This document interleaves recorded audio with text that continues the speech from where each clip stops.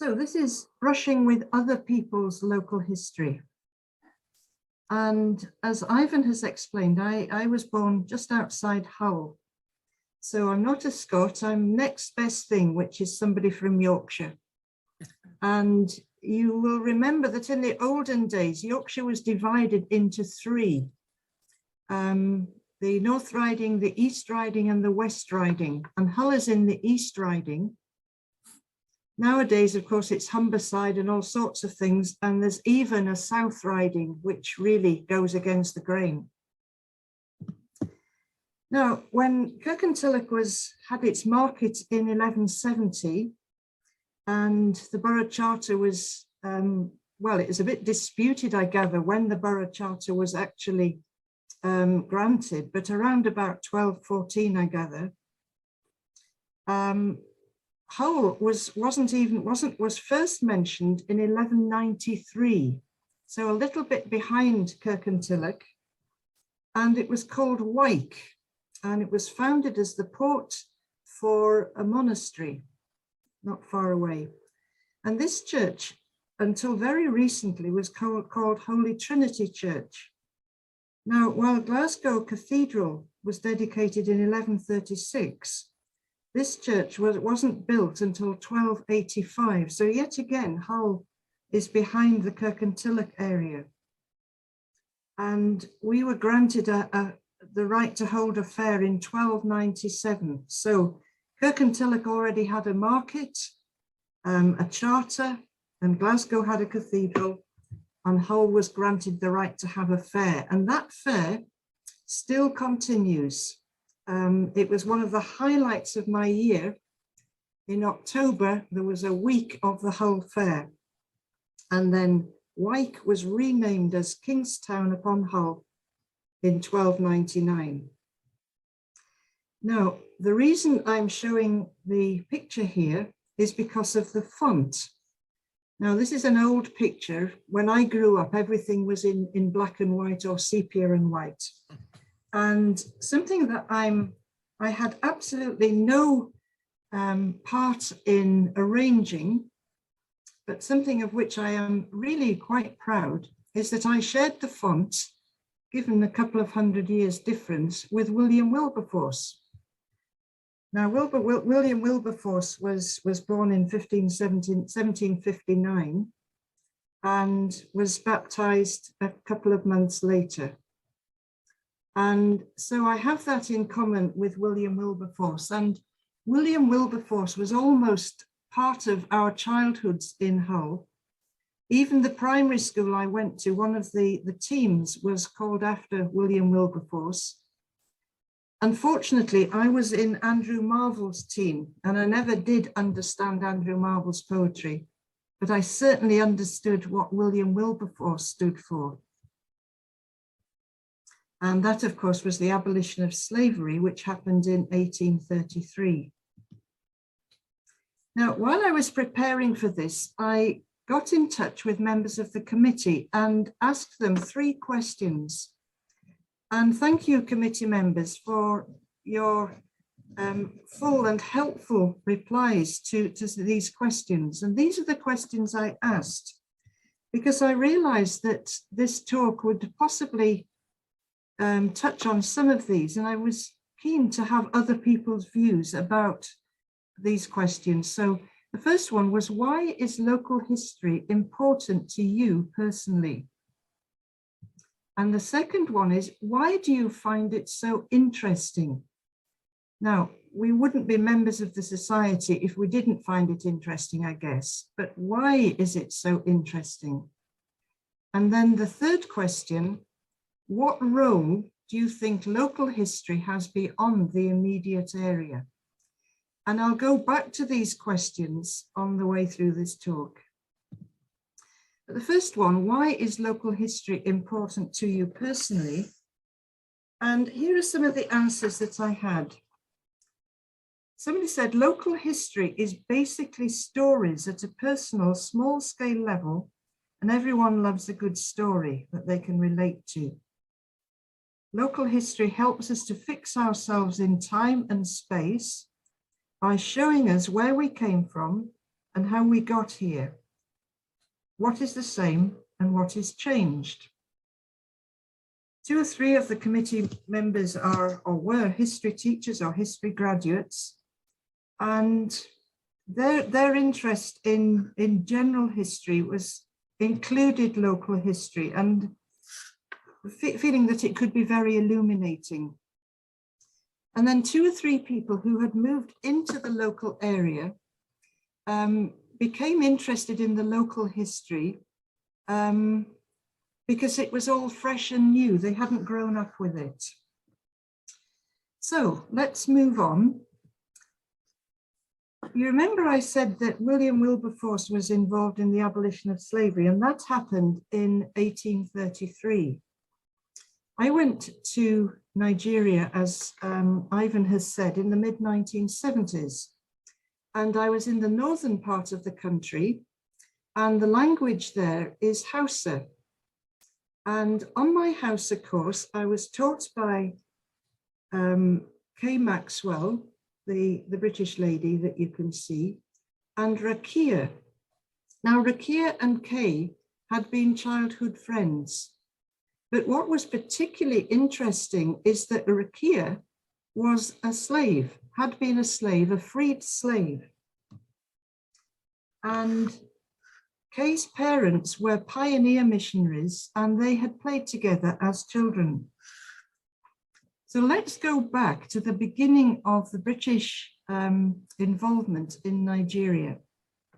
In 1907, there was a freed slaves' home in Zungaru. Now, slavery was still in existence in Nigeria at that time.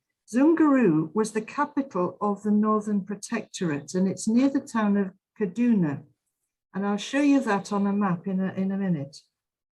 But Lord Lugard was the representative for UK, His Excellency Lord Frederick Lugard, and he followed the colonial ideal of indirect rule. So the theory was that the local rulers would conduct local affairs, but under the direction of the colonial government. Now, the British had tried to end slavery in Nigeria in the early 1900s, but the practice actually persisted until about the 1940s. Nigeria hadn't been part of the empire when the abolition of slavery bill was passed. That didn't happen until the late 1890s. So when Britain became involved, there were still slaves. What they did say was that after the 1st of April in 1901, any children who were born would be declared free. But there was still a school for these children who had been slaves or children of slaves. And in 1908, Karl Kumm, who was the founder of the mission and a colleague of Kay's father, had a meeting with Frederick Lugard. Now, Frederick Lugard, as I said, was the big chief, and any work that the missionaries wanted to be involved with had to go for approval to the colonial authorities, in the same way as the local chiefs had to have their affairs vetted by Lord Lugard. So in 1908, Karl Kumm and Frederick Lugard had a meeting, and at that meeting they discussed the freed trade slaves' home in Zungaru.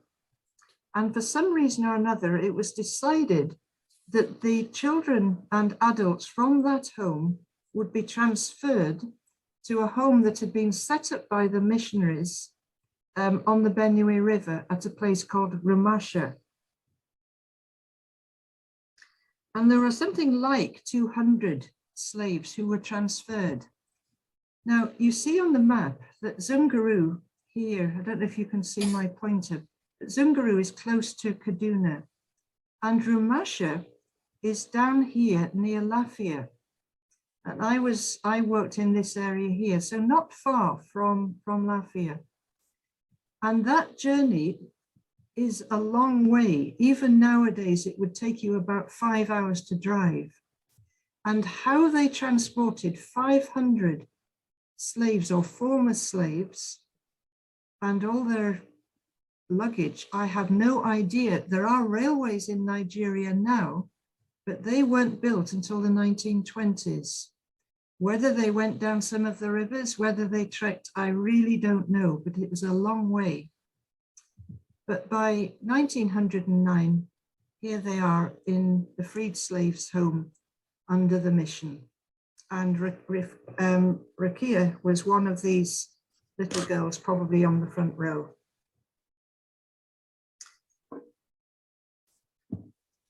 Now, there was a girls' class, and this is the girls' class, and a boys' class.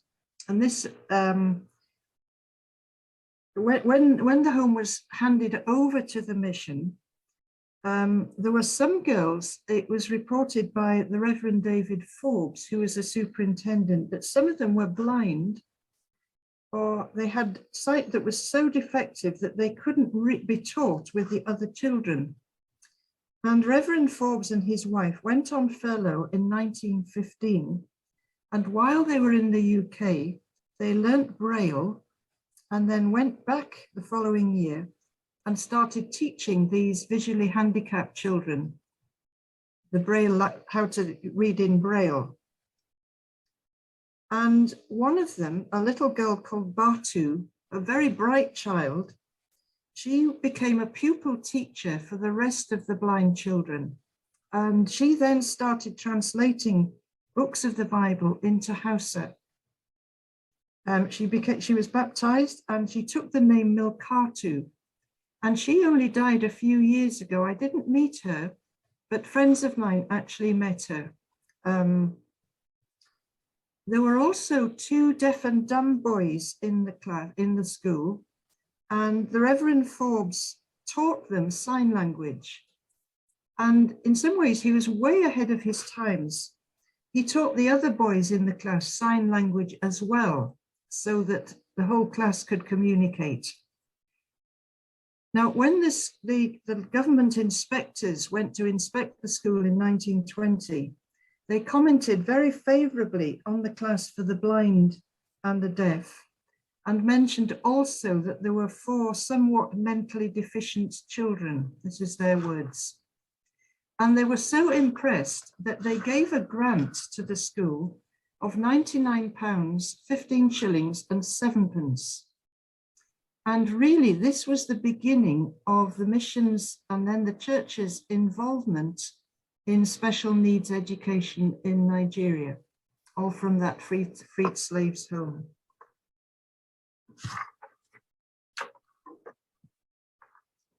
So why do we find local history so interesting? The more I've read about the freed slaves' home, the more interesting I found it. And here are some of the thoughts from the committee. Where am I?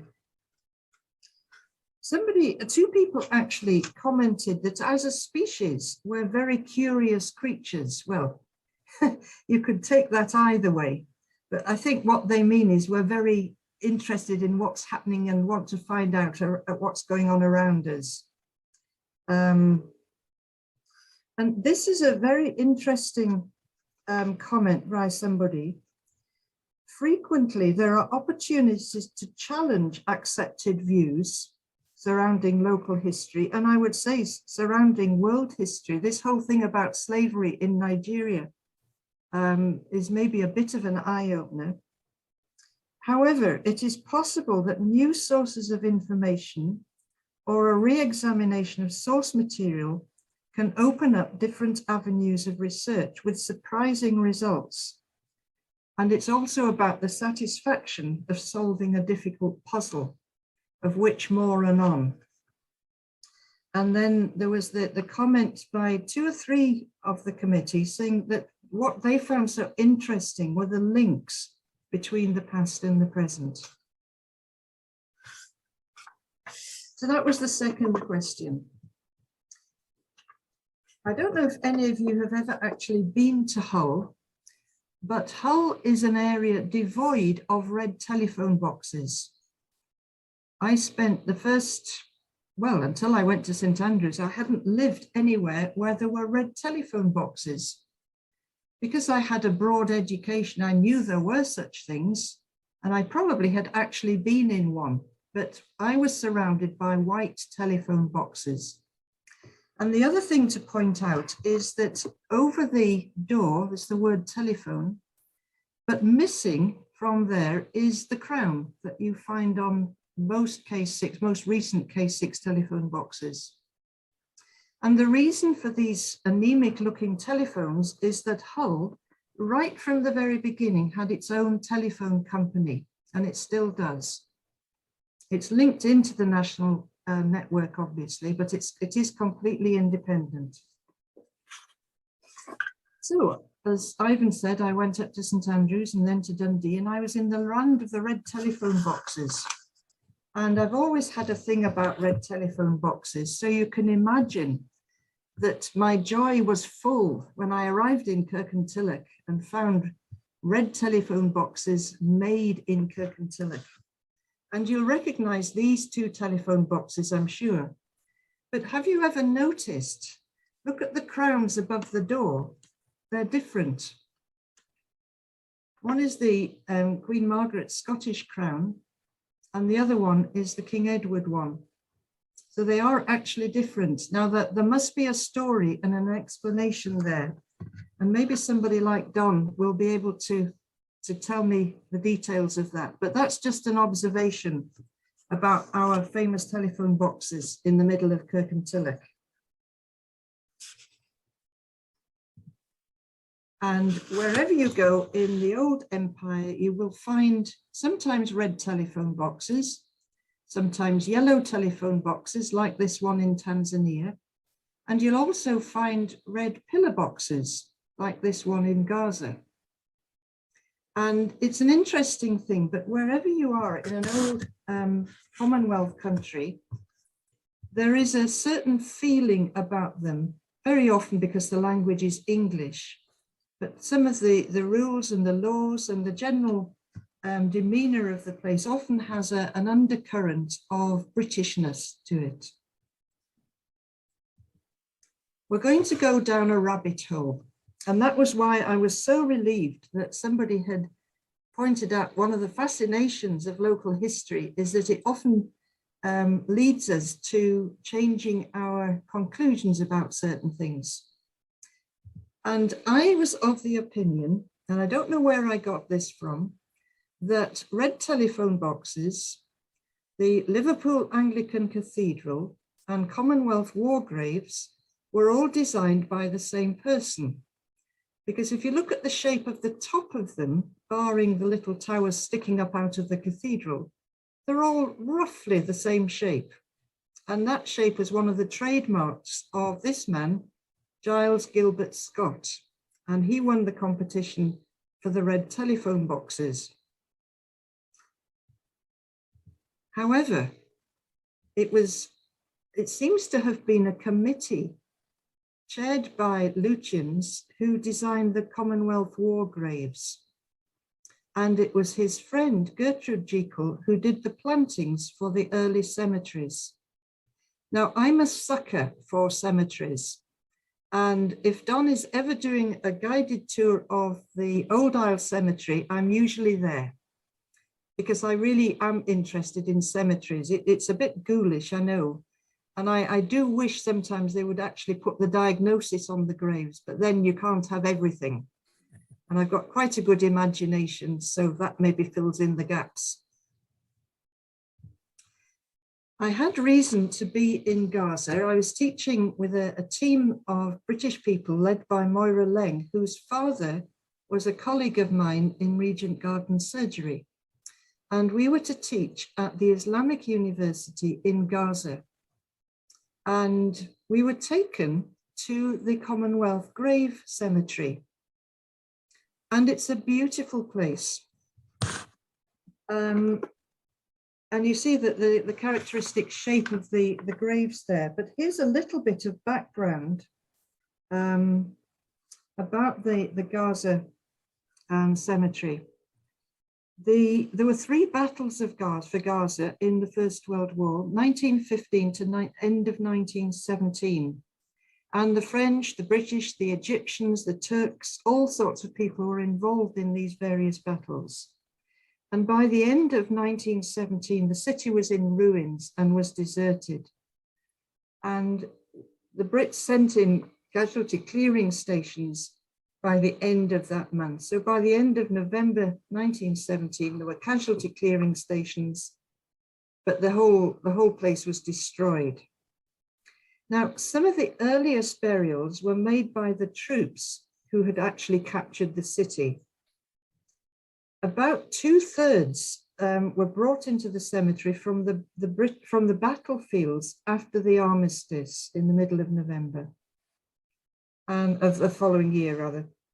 And then the remainder were made by the medical units after that 3rd Battle of Gaza in 1917.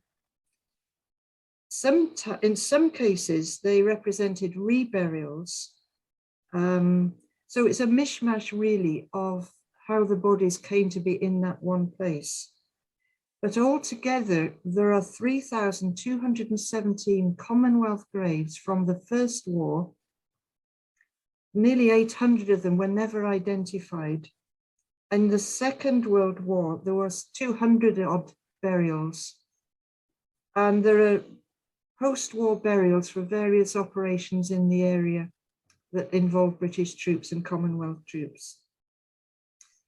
Now, the cemetery was completed in 1920, so very, very early on.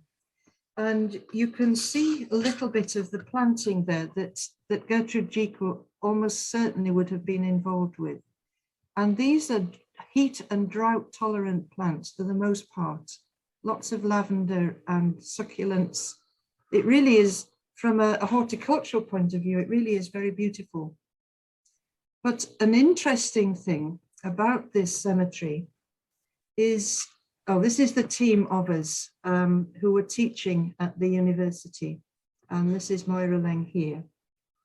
Now, this man, he was the one that showed us around, and he was a friend of our teaching assistant from the university. And these are his 2 little sisters. And his family, the Gerarda family, have been responsible for the war graves in Gaza since 1920. So they're now into the 4th generation, I think. Always that family looking after our war graves. And the man who showed us around said, you know, we played in this cemetery and we knew the names of every single grave and they were our friends. And I got the impression from the little girls that they knew exactly what he was talking about because our soldiers were their friends too. And they had a very nice way of explaining this and a huge amount of respect for the cemetery. Although they played there, it was in a kindly way, if I can put it like that. So that was the war cemetery in Gaza. Now we'll have a little interlude. I'm glad Donald is here because he might recognize this music. So just a little musical interlude.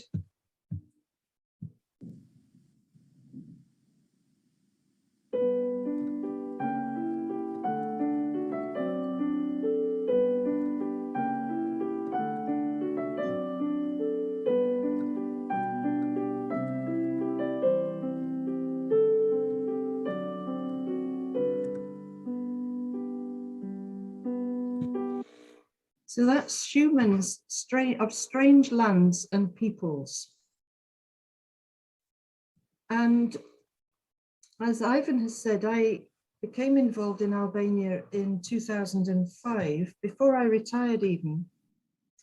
And to me, it did seem a very strange land. People were just the same as us, but the land and the customs were very different. And you'll realize that Albania was never colonized. But how did I end up in Albania? Well, I read a book in 1976 written by two New Zealand Christian women who had visited Albania and had been leaving Bible portions behind, and they were found out and arrested and sent out of the country. But that was a little seed planted, if you like, of interest. We then had two Albanian doctors came to the practice in the mid-1990s, and I got to know a little bit more about Albania. And then in the early 2000s, I was working alongside people in St. Rollock's Church in Glasgow and got to know some Albanians there. So I was interested in Albania. But before then, all I knew about it was that it was very, very isolated and that Christians were persecuted. And that was really all that I knew. And so on to my third question, what role do you think local history has beyond the immediate area? And here are some of the answers. Local history helps us, local history from other parts of the world can help us find our place in the world and navigate our way forward accordingly, better informed and hopefully more sensitively. It can have a bearing on the wider picture, small pieces of a larger puzzle. And as in any other discipline, it's best to share information and get input from sources other than the local ones. There are considerable benefits from sharing ideas, results, and hypotheses with a larger audience of interested peoples. And it acts as an audit and enhances the probability that the observations are correct. So that's the sort of gist of the answers from the committee about why local history is important beyond the immediate area. So when I was in Albania, I worked alongside the Christian doctors. There are about 30 of them, a very small number. There are probably more than 30 Christian doctors in Lenzi, never mind in the whole of Albania with its population of about 3 million. And the way the Christian doctors served their peers was arranging medical education for them. So I would go maybe with somebody else and with 2 or 3 Albanians who would translate. And between us, we taught GPs in the outlying towns in Albania. And all of these, and you can see that there's a predominance of older people there, had no postgraduate medical education since the day they graduated. And the teaching, it was very welcomed. People were very glad to have that input. So that's what I was doing there. I wasn't the first Brit to be involved in Albania. Edward Lear had done some beautiful paintings there. This is one of his. And there was actually an art gallery in a town called Berat, which John and Marjorie and Eunice have all been to, the Edward Lear Art Gallery. Unfortunately, it was closed and empty, and I've never known it function. But Edith Durham was an explorer, and she spent a lot of time in Albania. Those are her dates. And she published the book High Albania in 1909. And she traveled around the north of the country, learned the language, learned the customs, and was just very interested in Albania. And she wrote letters to the Times and tried to persuade the British government to support the movement for independence of Albania. Because Albania for a long time was under the Turks. Now, before the Turks took control, the predominant religion was either Orthodox or Catholic. And there are some beautiful old churches in Albania. This one is 13th century. Tiny little churches. This is an Orthodox one. Little gems. And look at the frescoes in the church. That was a different church, and that had been used as a storeroom under communism. The mercy is that these churches were preserved and are now protected by UNESCO. And there was a great war grave cemetery, so I was quite happy about that, but I didn't know much about it, and I'll come back to that. So going over the history, and you'll realize later why I'm spending a bit of time on the history of Albania. But Albania was part of the Ottoman Empire for nearly 500 years.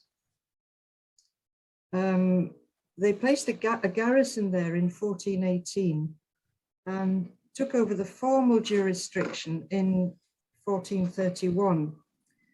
But their national hero, the man on the horse, it's kind of the equivalent of Robert the Bruce, I suppose, or William Wallace, was a man called Gjergj Skanderbeg. And he was the chief military commander of the Albanians. And he kind of took Albania back from the Ottomans between 1444 until his defeat and death in 1468. And he'd almost succeeded in getting the whole of Albania freed from the Ottomans. But then he was killed, and Albania was very definitely and firmly under Ottoman control. And you remember from the map that Albania was far off from Turkey, very isolated, mountainous, and really never developed by the Turks. The Turks collected taxes, but that was about all. They really didn't put much in the way of resources into Albania. The Romans had put more resources in than the Turks. You see the buildings around about Skanderbeg's statue there, and those are basically Italian, because the Italians took an interest in Albania from about sometime after the First World War, and put a lot of money into Albania, built most of the important buildings in the center of the city, and did a lot of trade, and were very influential. 1912, Albania declared independence. And interestingly, rather like the Scottish national movement, the independence movement was led by authors and poets. And they managed to find independence from the Turks in 1912. The Turks by that time their economy had been failing for decades, and they really didn't put up much of a fight to stop the independence. They were probably quite glad to be rid of the Albanians, who were always a little bit on the anti-Turk side anyway. Bit of a thorn in the flesh, I suspect. So Albania gains independence. For several years, there's a lot of fighting between different warlords, and eventually King Zog takes command. Now, King Zog really truly did exist, and that is what he looks like. That is not a John Cleese wax model. That is King Zog, and he married Princess Geraldine from Hungary, and they had a son, Michael. And a few days after Michael was born, the Italians under Mussolini landed in the north of Albania and declared that they invaded Albania, basically, the fascist government, and declared that Albania was now a protectorate or a puppet state. And King Zog would have nothing of it. He had no desire whatsoever to be a puppet king. And he fled with his wife and his son in the car, interestingly, that Adolf Hitler had given them as a wedding present 2 or 3 years before, plus an entourage, not all in the same car, I hasten to add, of 32 courtiers, and enough gold to keep the royal family and the court in the Ritz and the Savoy, in the best hotels, the whole lot of them, until the 1960s. He died in his bed in 1965. Now, he supplemented some of his living expenses by arms smuggling and doing arms deals. He was thrown out of the UK and actually died in South Africa, but a very colourful figure. To a degree, he's been rehabilitated, and just a few years ago, a statue of him was erected outside the main railway station in Tirana. And his grandson now works for the Ministry of Finance in Albania. After the Italians, the Germans arrived, and life was very, very, very tough for Albania under the Germans. And we as Brits were interested because we could see that the Germans were headed for Greece. And of course, it gave them access to the Mediterranean coast and all sorts of things. So a British colonel was sent into Albania in April 41, but he was soon captured. But in the meantime, it was the partisans who were leading the resistance against the Nazis. But then in April 1943, two more SOE officers, Lieutenant Colonel Neil McLean and David Smiley, not George Smiley, but David Smiley, were parachuted into Greece and then crossed the border and sought out the partisans and assisted them in their sabotaging of the Nazis. Now, this is a piece of socialist realist art, and there's no signature. The artists were always commandeered by the state and were paid to produce patriotic paintings. Now, this one was done after the war, and you can see the guy in grey is Enver Hoxha. And the reason I say that is that I've seen old photographs of Enver Hoxha in his partisan commandant uniform. And the three guys around him are the partisans. And then the Brits are these little midget men on the right. I very much doubt that they were in full uniform. But then this is art.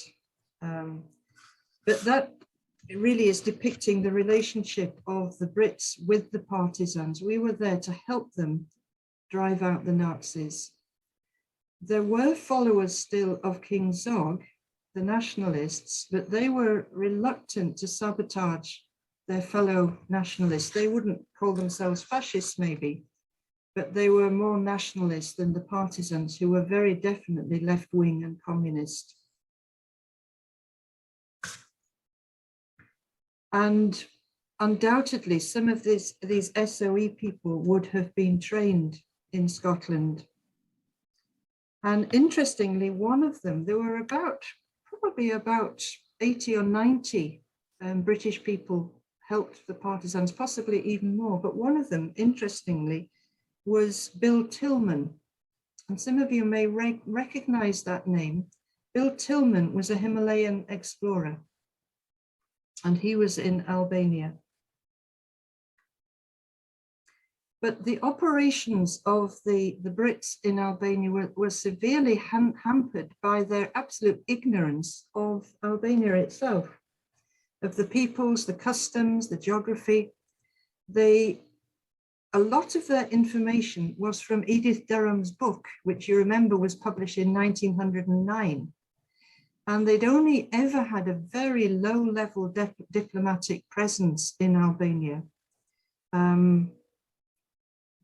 Mostly because it was the fascist Mussolini's Italians that were involved. The Highland Light Infantry City of Glasgow Regiment were represented. There was an operation in 1944 after the Germans had been defeated. then there was a seaborne operation which included men from the City of Glasgow Regiment to rescue the British who were in Albania, because most of them had been parachuted in, and you can parachute somebody in, but you can't parachute them out. So they sent a group to rescue them in 1944. There was one last involvement of Britain in after the war. I don't know if any of you recognize this man, but he was in, well, he wasn't involved, but Operation Valuable. Neil McLean and David Smiley, you'll recognize those names before, and Julian Amery, whose name will be familiar to you. They had left by 1944, but they were back again in 1949, and they ran an operation for 5 years. They trained something like 200 exiles who were in Greece.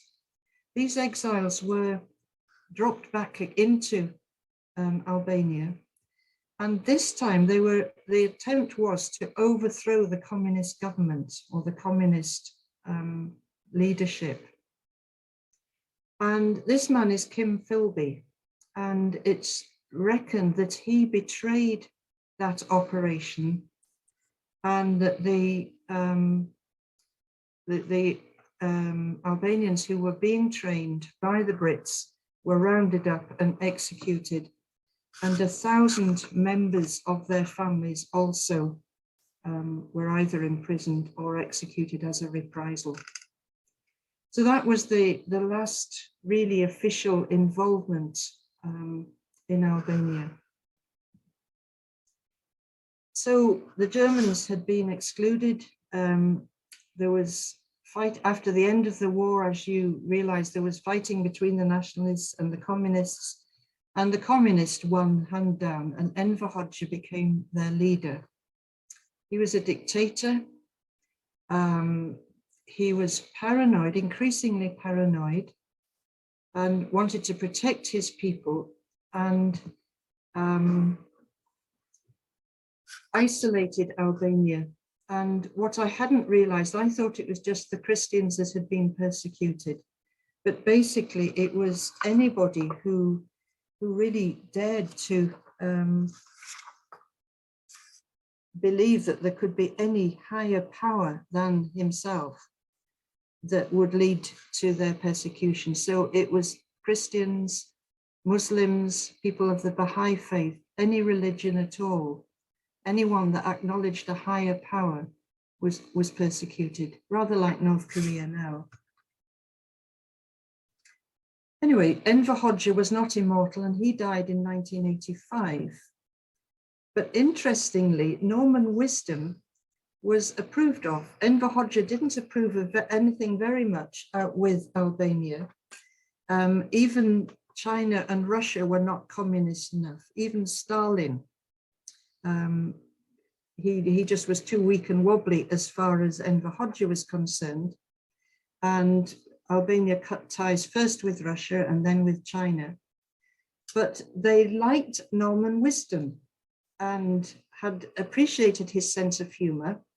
And I was there in 2010 when Norman Wisdom died, and there was more coverage on Albanian television than I think there was on British television.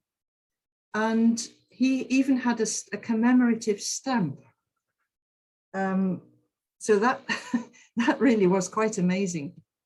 But these are the bunkers. That there were thousands and thousands of these reinforced concrete bunkers along the coasts, along the boundaries, inland, so that Albania could protect herself from anybody who cared to invade.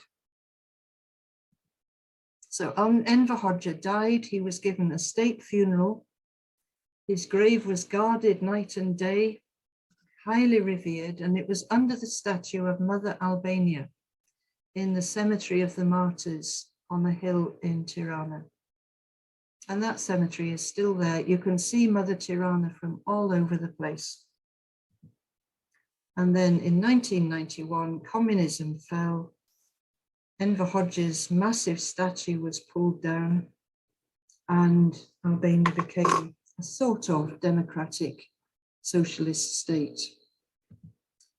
So let's go back to the graveyard here. Now, immediately after the war, sorry, I just want to refer to my notes because I want to get this right. The Army Graves Registration Unit went into Albania. So this is, I suppose, 1946, 47, 48, that sort of time. And their task was to find the remains of the servicemen and find a site in Tirana for a cemetery. But the political situation was such that they just could not do it. They were finally sent packing out of Albania in the mid-1950s. They managed to find 52 sets of remains, but they knew that there must be more. But they were asked to leave or told to leave in 1955. And what they decided to do was that they'd identified 38 of the casualties by name. They didn't take the bodies, but they knew the names. And they were commemorated in a war cemetery in Greece. And that was the situation until 1994, after communism had fallen. The political situation changed and Albania allowed a commission representative to have access for the first time. And he discovered that the original burials had been moved by the communist authorities into an unmarked collective grave just near the university buildings in Tirana. So they'd, just bundled everybody up and put them in this mass grave. So they resurrected the bodies, reburied them. They were given a site just behind the university. The special memorials were brought back from Greece. By 1998, they'd identified another 7, and the graveyard was actually opened. So there are 55 graves in total in the graveyard there, British servicemen. And this kind of introductory plaque, if you like. Now, I wondered if you see that red marble. Now, you've seen that picture before, but in a different position. Let me just go back. You see? Look at that red marble, Enver Hoxha's grave. And here it is, all of a sudden, in the British cemetery. I phoned the Commonwealth War Graves Commission and asked them, was there anybody around still who would have been involved in Albania in the 1990s? Because there has to be a story here of how the Brits got hold of that gravestone. There's a kind of very sad irony of the fact that it was the original grave was commemorating Enver Hoxha, that these soldiers had died supporting. But this is what Enver Hoxha's daughter said when she saw it. Shortly after the Berisha regime had disinterred my father's body from the cemetery of the martyrs of the nation, I was passing one day through the park in Tirana with its artificial lake when I noticed a memorial carved out of red marble. I recognized it immediately as the gravestone which formerly marked my father's grave in the cemetery of the martyrs. It still bore the holes from the mountings of the letters of his name, but in place of the former inscription Enver Hoxha was now written 1939 to 1945 in memory of British soldiers who fell in Albania during the Second World War.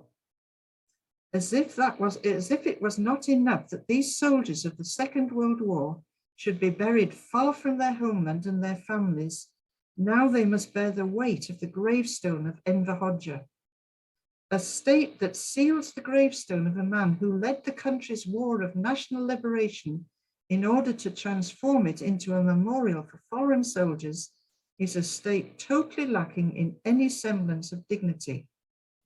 On the other hand, it is an insult to the Kingdom of Great Britain. At least that is what I think. So there has to be a story there. And there it is again. The most common statue in Albania now is Mother Teresa. It used to be Enver Hoxha and it's now Mother Teresa, because Mother Teresa was Albanian. She was born in Macedonia, but her family are Albanian, and Albanian was her mother tongue. So there are statues of Mother Teresa all over the place. And there are red telephone boxes, not case sixes, but there are red telephone boxes. So there we are. And just to finish, here is a story. This is a conundrum. Here I am on a bridge. I was exploring near a small town, and this is near an old army camp, and I came across a bridge. Not a very functional bridge, and I'm not really particularly interested in old bridges of this sort. Stone bridges, yes, but not this sort of bridge. I'd be much more interested to see what wildflowers were actually growing around the base of the bridge. And for any gardeners among you, would be interested to know that Lithospermum, or heavenly blue, is native to this part of the world. Anyway, here was this bridge. And then I noticed that it was inscribed British steel. Well, okay, fairly interesting. But what really sparked my interest was the upright girder. That it's not a good photograph, but it does say on it, Appleby Frodingham. And that really sparked my interest. And I pondered for years as to how that bridge had got there. Albania wasn't part of the British Empire. Edith Durham and Edward Lear were not in a position to build iron bridges, steel bridges. The British forces had been parachuted in. They weren't going to be carrying steel girders with them. So how had this bridge got there? The Italians had got foundries, Albanians had foundries, the Turks had foundries. Why did they need British steel in the first place? So I scratched my head, and eventually I found this paper, which was published in a Greek engineering journal. At least I think that's a Greek engineering journal. It looks Greek, and I can see something that looks like metal. And this was a paper by these two associate professors of steel structure at the University of Tirana. And in this paper, there is a section about post-war rehabilitation. Now, let me get my notes. At the end of the war, Albania had suffered more than any of the other European countries in terms of destruction of infrastructure. They were left in a desperate state, displaced people, homeless people. There was something like 4.5 kilometers of bridges that had been destroyed. And there was something under the auspices of the United Nations. It was before the United Nations was really constituted. It was kind of between 1945 and 1949, that sort of time that they were there. And sorry, I'm looking for my notes again. Yeah. And in this paper, there was a whole paragraph about the bridges that had been built immediately after the war. And a lot of the bridges had been restored using local material, old damaged bridges, and they just reused the steel products. But here was the vital paragraph. Steel trusses of the Bailey type provided by the United Nations Relief and Rehabilitation Administration were widely used in the reconstruction process of bridges too. All this reconstruction process of bridges, including relevant studies, design and construction, were faced from Albanian engineers of the time, educated in Western European universities. So my question was my bridge a Bailey bridge? Because if it was, then this was a part of the explanation. So I Googled Bailey bridges, And lo and behold, my bridge is a Bailey bridge, and hence the British steel that had to be imported. Now, I have an Albanian friend who told me that there were actually British engineers involved with the British steel and the Bailey bridges. But such was the political situation with the rise of communism, particularly Enver Hoxha, that he didn't want anybody sharing his glory, and they were rounded up and hanged. Now, I don't know whether that's conflating the Operation Valuable story with the United Nations, but anyway, that really gave an indication of how rough Albania was at that time. And here is, I don't know if you can see the bottom, Appleby Frodingham Steel Company advertising their girders. And the reason I was so interested in Appleby Frodingham, because when I was a child, we had moved out of Hull into the East Riding. And from my bedroom window on a night, this is what I could see. And this is the Appleby Frodingham steel mill across the River Humber, lighting up the night sky. So that brought me full circle and solved my big mystery. So there we are. I hope you found that interesting. And I was so glad to solve that mystery of the bridge. So thank you for listening. I think there might be a little bit of time for